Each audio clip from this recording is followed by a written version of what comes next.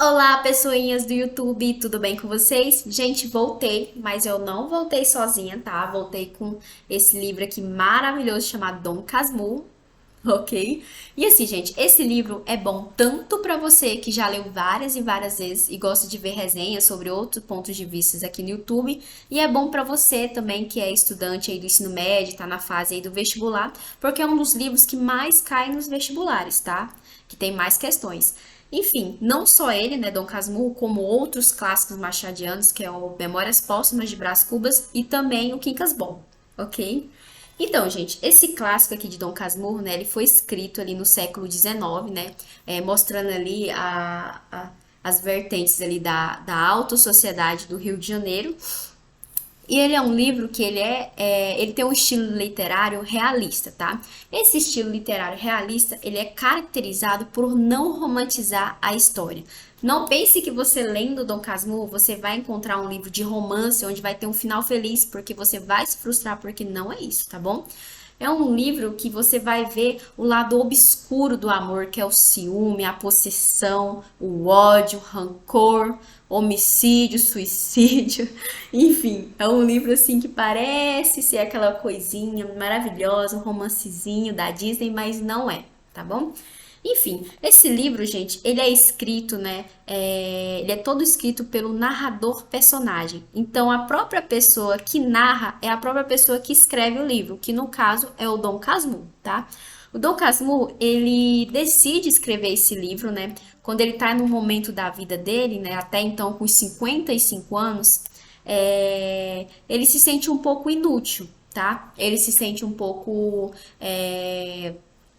como eu posso dizer, meio vazio, a vida dele tá meio que sem sentido. Ele fala que come bem, né, dorme bem, tem uma vida um pouco boêmia ali no Rio de Janeiro, na alta sociedade do Rio de Janeiro, e ele meio que se cansa dessa vida. Aí ele pensa, eu poderia fazer alguma coisa da minha vida ao invés de ficar vivendo assim, tão, de uma forma tão, né, vazia. Então ele pensa, né, em vários assuntos, né, que ele pode escrever e acaba decidindo escrever sobre si mesmo, tá? Então assim, o Bentinho, né, ele escreve sobre a paixão, né, o amor, o romance dele com a Capitu. Então, como ele era advogado, gente, ele escreve a história sobre o seu próprio ponto de vista, tá?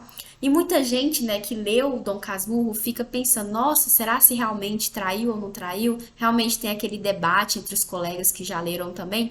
Isso é bem comum, tá, gente? Porque esse livro, né, ele é um livro aberto e ele foi escrito dessa maneira de propósito, né, para que você, leitor, tomasse as conclusões de uma história que é contada sobre o ponto de vista de um único personagem, né, um personagem narrador ainda e que é advogado, né? Então, assim, ele conta toda a história sobre o ponto de vista dele. E como ele é advogado, ele tá aqui meio fazendo a defesa dele. Então, assim, quando a gente lê Dom Casmurro, a gente tem que se atentar a vários detalhes ao longo da história para você não achar que o Bentinho foi um injustiçado.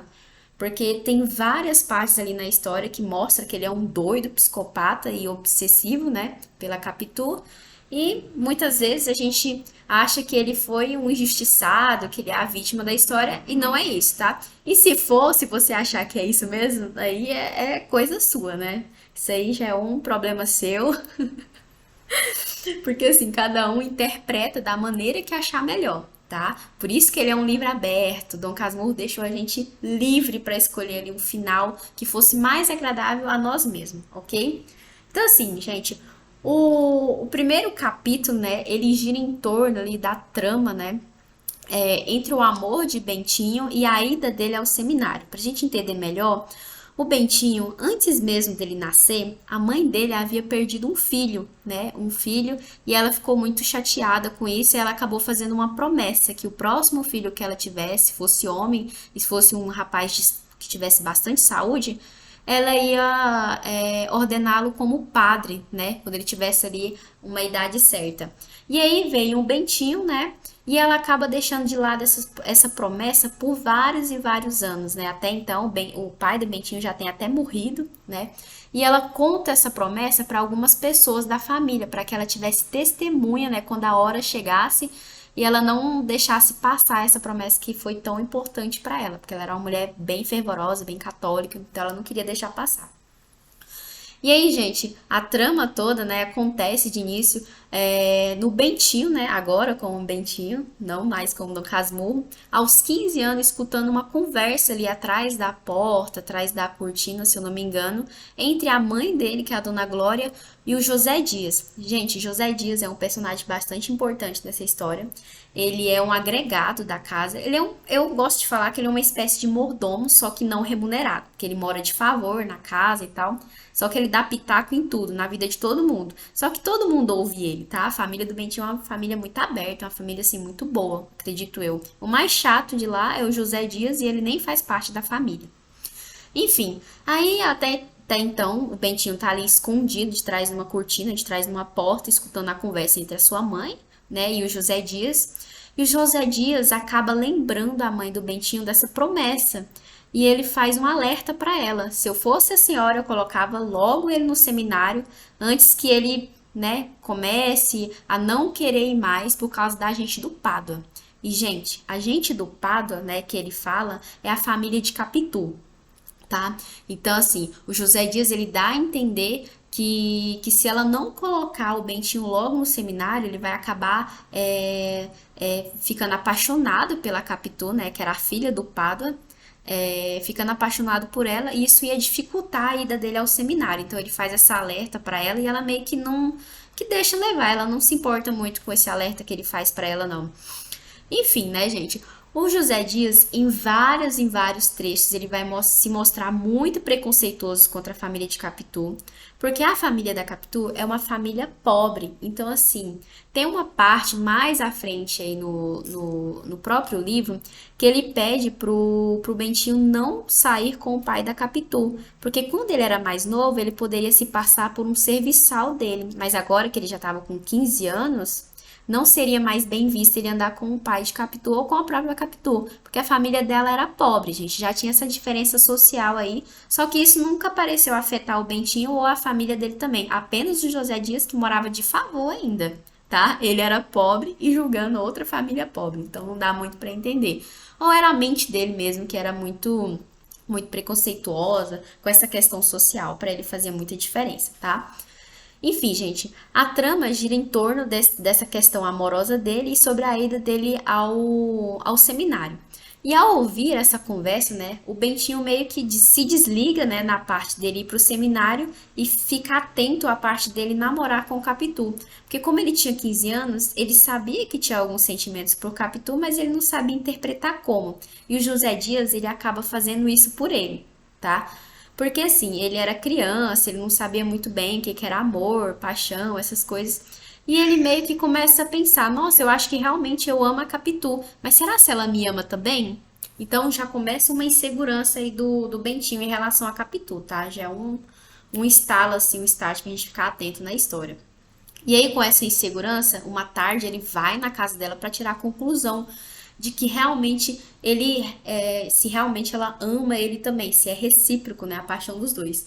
E, gente, quando o Bentinho vai na casa de Capitu, a gente já começa a ver a diferença de personalidade entre os dois. Porque, assim, enquanto a Capitu, né, segundo a versão do Bentinho, é uma menina dissimulada que consegue enganar os pais, né, quando os dois estão juntos, às vezes os dois estão ali tem um caso, né, que os dois estão ali se beijando, ela consegue enganar a mãe, dissimular muito bem, com muita naturalidade. Então, assim, vários trechos a gente vê que a Capitu é uma menina dissimulada, é uma menina que mente para os pais. Então, ali, tudo ali foi umas questões que o Bentinho colocou depois, né, até para usar contra ela. Nossa, se ela mente para os próprios pais, por que que ela não mentiria para mim, tá?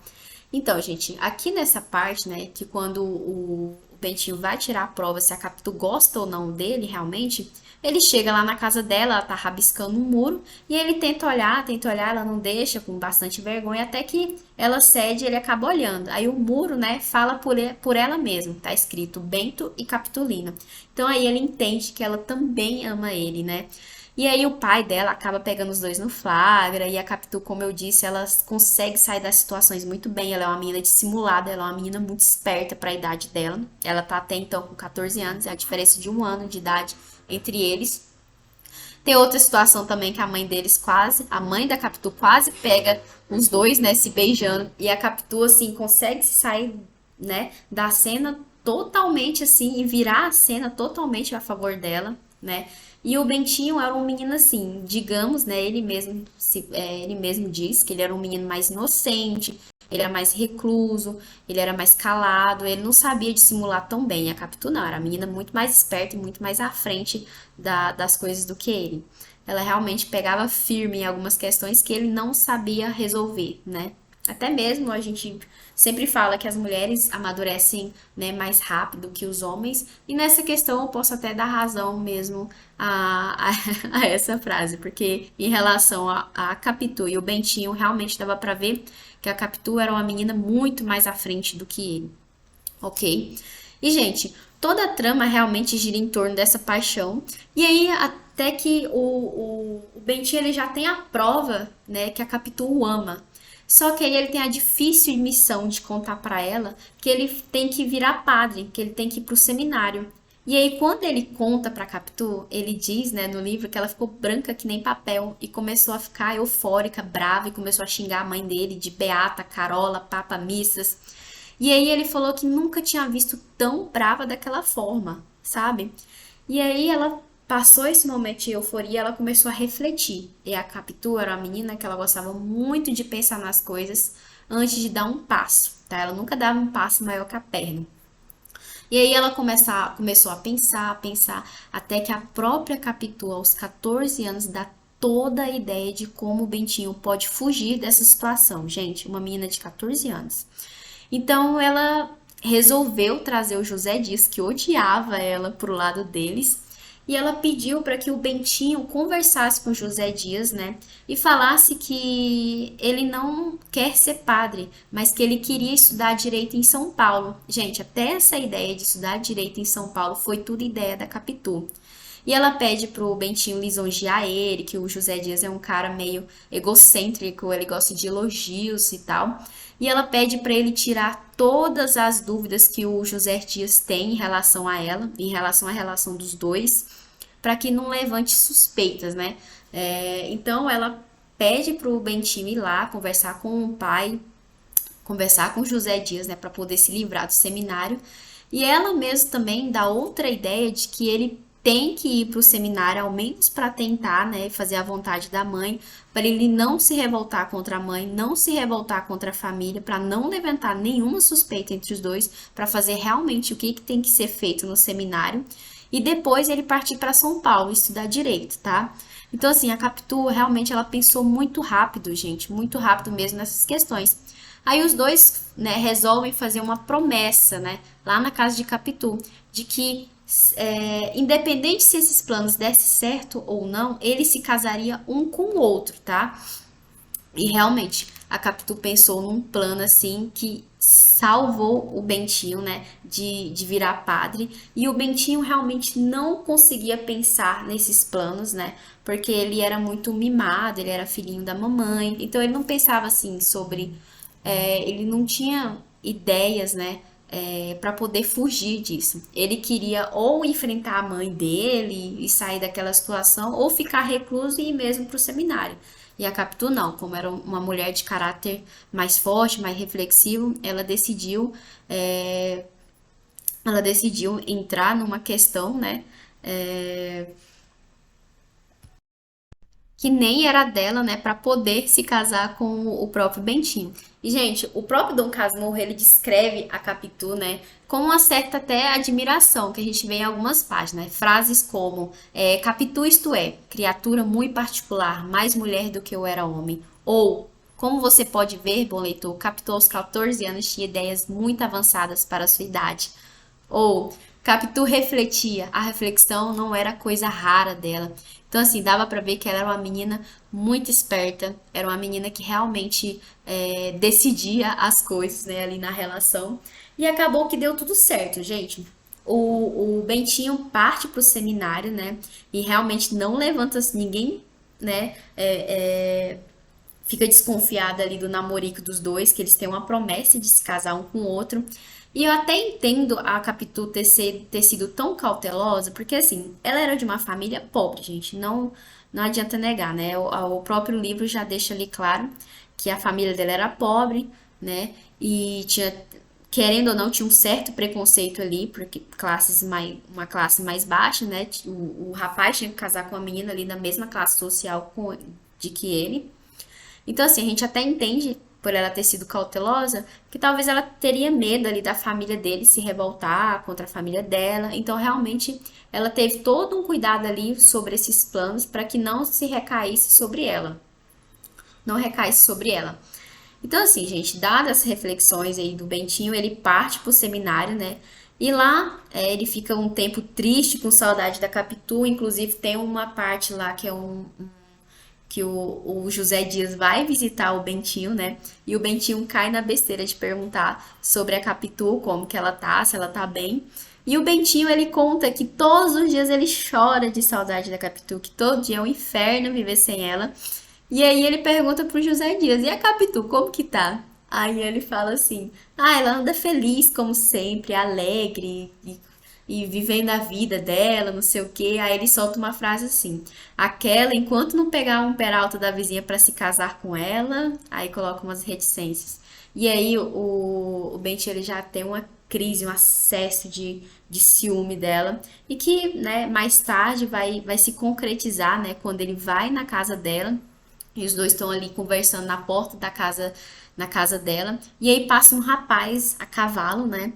E esse rapaz a cavalo, ele começa a encarar a Capitu. E a Capitu, né, retribui o olhar para ele. E aí o Bentinho, ele fica enciumado, entra pra dentro. E aí ele imagina estrangulando a Capitu até ela morrer nos braços dele. Foi nessa parte, na primeira vez que eu li esse livro, que eu entendi que não era um romance bonitinho. Na parte que o próprio Bentinho narra, né? Que ele pensou muitas vezes em cravar as unhas no pescoço da Capitu e vê-la, né, morrendo ali nos seus braços. Aí eu entendi que realmente não era uma história de romance bonitinha. Enfim, esse ciúme, né, que ele teve, ele conseguiu manter por vários anos ali, até durante o casamento deles. E a gente já dá para entender que o Capitu tinha um medo, uma obsessão muito grande pela Capitu, e ela não tinha esse medo assim tão grande de perder ele, né? Tanto que quando os dois fizeram a promessa de um casar com o outro, a Capitu até citou: não, mas tudo pode acontecer, Bentinho. Você pode muito bem conhecer alguém, uma mulher, uma moça, se apaixonar e não dar certo a nossa promessa. Tipo assim, ela gostava dele, mas ela sabia dos riscos. E o Bentinho não, ele já era muito assim, possessivo. Não, a gente vai se casar e vai dar certo e pronto, e acabou, tá? Então tinha essa outra diferença entre eles, tá? Por mais que existisse amor, existia, né? Mas a obsessão do Bentinho era muito maior, né? Não era nem amor, era uma possessão muito grande. Enfim, gente, aí o Bentinho, né, ele consegue ali se distrair por alguns dias por alguns anos ali no seminário, ele fica 2 anos lá, quando ele conhece um amigo chamado Escobar. E esse rapaz fica amigo dele por muito e muito tempo, tá? Inclusive, ele ficou muito familiarizado com a família dele. E ele se aproximou do Escobar, tá? Até por ele ter uma aparência física parecida com a Capitu. E também por ele ter um raciocínio mais rápido, mais lógico, era um cara mais racional. E o Escobar era um cara alto, né? Olhos claros, forte, tinha a mesma aparência da Capitu, tinha a mesma convicção ali, as mesmas características da Capitu também. Não só física, como a personalidade dele também era muito parecida com a Capitu, que acabou até cativando também o Bentinho e toda a família dele. E esse rapaz do Escobar, gente, é que termina de ajudar, né? Termina de concretizar o plano que a Capitu já tinha feito mais cedo, né? Anos, né, atrás. Que era de tirar ou de sair dessa promessa, né? Que a mãe dele tinha feito. Como ele já estava familiarizado com a família dele, né? Ele acaba ali conversando com a Dona Glória e ele explica ali para Dona Glória, ó, você fez essa promessa, né, de fazer um filho padre, mas não precisa necessariamente ser seu filho. Você pode pegar um órfão, né, e fazê-lo padre. Você pode ordená-lo como padre. E é isso que acaba acontecendo, gente. A dona Glória, ela vai no orfanato, pega um rapaz ali e acaba pagando os estudos dele ali no seminário e depois ela acaba formando esse menino padre, tá? Então assim o Bentinho fica livre da sua promessa, né, de se tornar padre e acaba partindo para São Paulo para estudar direito. E depois de estudar direito, ele volta anos mais tarde, a gente já dá um salto aí na história e se casa com o Capitu, tá? E, gente, ele se casa com a Capitu, né? E o Escobar, o melhor amigo dele, acaba se casando com a melhor amiga de infância da Capitu, que se chama Sancha.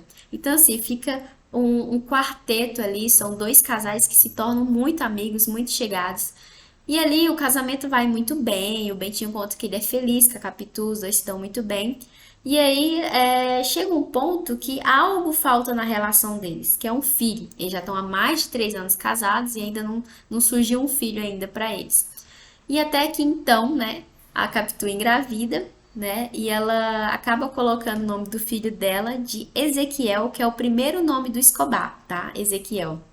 Tanto que também a amiga da Capitu, né, que é a esposa do Escobar, ela é engravida também e ela tem uma filhinha que ela coloca o primeiro nome da filha dela de Capitu, Capitulina, tá? Então eles mesmos deram um jeito de homenagear os amigos ali pelo nome dos filhos.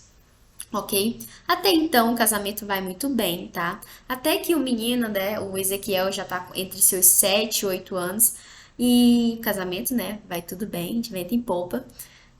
E assim, o garoto, ele gosta de fazer umas brincadeiras de imitações. Ele gosta de imitar a avó, o próprio José Dias, os familiares, os amigos dos familiares. E ele também imita o Escobar.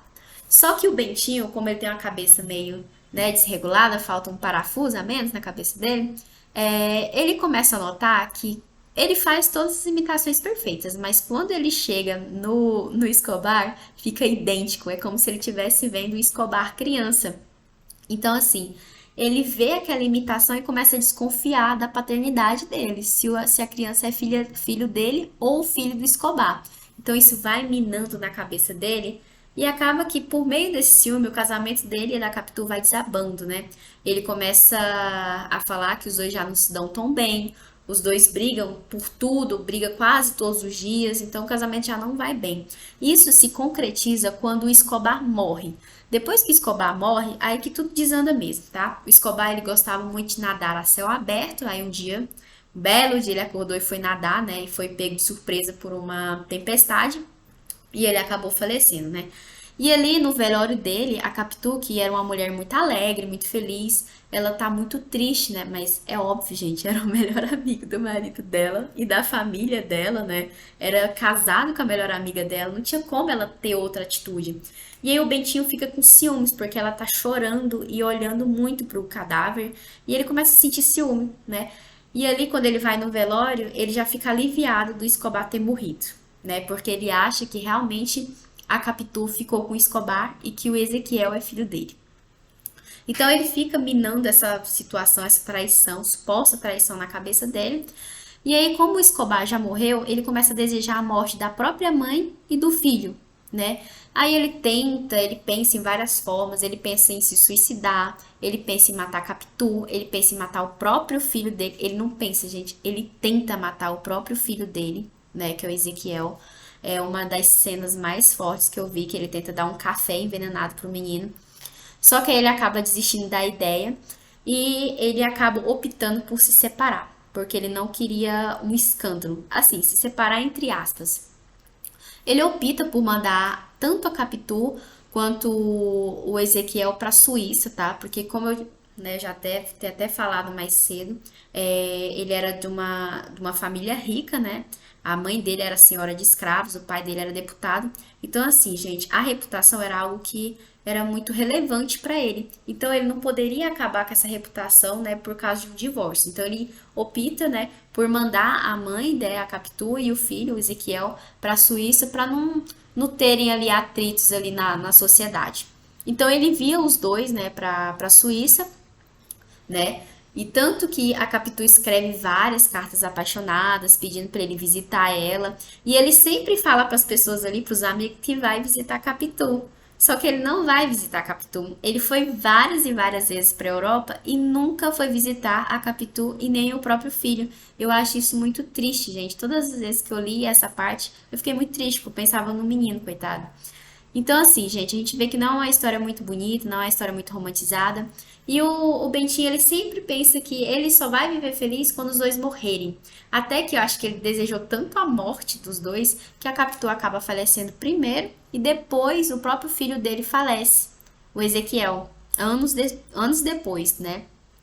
Ele acaba vendo esse menino de adulto, né? E quando ele vê o menino adulto, ele fala que é a cópia fiel do amigo dele, Escobar. Só que quando você volta lá no livro, você vê que o próprio Escobar parecia muito com a Capitu, né? E também voltando mais algumas páginas, tem um trecho em que o Bentinho vai visitar a Capitu, né? E ela tá lá na casa da Sancha, a melhor amiga dela, que tá doente, e ele fica lá na sala conversando com o pai da Sancha. E o pai da Sancha, né, pega um retrato da mãe dele, da mãe da Sancha, né, quando era mais jovem, e fala assim: Olha, Bentinho, fala se não é a cara da Capitu. Aí o mesmo Bentinho fala: Nossa, realmente era muito parecido com a Capitu. Aí ele solta uma frase assim muito conhecida: A vida tem dessas semelhanças. Então, assim, esse livro ele tem vários pontos que pega ali o Bentinho na mentira, né? Na mentira não, né? Na loucura que ele mesmo inventou para a cabeça dele de que realmente houve uma traição. E assim, gente, finaliza o Dom Casmurro super rancoroso com essa história, ele sempre imaginando que realmente houve uma traição, né? Ele sempre defendendo o lado dele, os dois realmente acabam falecendo e ele volta para a vidinha dele fútil. E assim, gente, eu acredito que não houve traição, mas tem uma parte em si no livro que me faz acreditar que realmente teve. É um episódio que o Bentinho vai ao teatro, né? Inclusive para ver Otelo. O Machado de Assis, gente, ele se inspirou em Otelo para fazer Dom Casmurro, tá? Tem até um livro chamado, se eu não me engano, Otelo Brasileiro, tá? Que eu vou até ler esse livro, que é falando sobre Dom Casmurro. Que o Dom Casmurro é o Otelo brasileiro. E assim, ele vai ao teatro, né? Ver uma peça de Otelo. E ele deixa a Capitu em casa, porque a Capitu é doente, tá? Tá ali febril, tá com alguma virose, alguma coisa. Aí quando ele volta pra casa, o Escobar tá lá, junto com ela. E ele meio que desconfia disso, tá? Só que assim, depois de alguns meses, a Capitu meio que engravida, sabe? E eles meio que não poderiam ter filhos, assim. Quer dizer, poderiam ter filhos, mas já tinha algum tempo que eles estavam casados e ainda não tinham tido filhos. E depois dessa visita, papum, a Capitu engravida. Aí esse é o episódio, né? É a parte do livro que me deixa com um pouquinho de dúvida, mas eu ainda acho que o Bentinho ele é um possessivo, idiota, e que ele é obsessivo pela Capitu, né? Então, gente, finalizo aqui o livro, né? Dom Casmurro, que é muito importante. Se você não leu, leia, por favor. E eu sou do time da Capitu. Eu acho que realmente não houve uma traição. E assim, fique bem, tá? E até a próxima.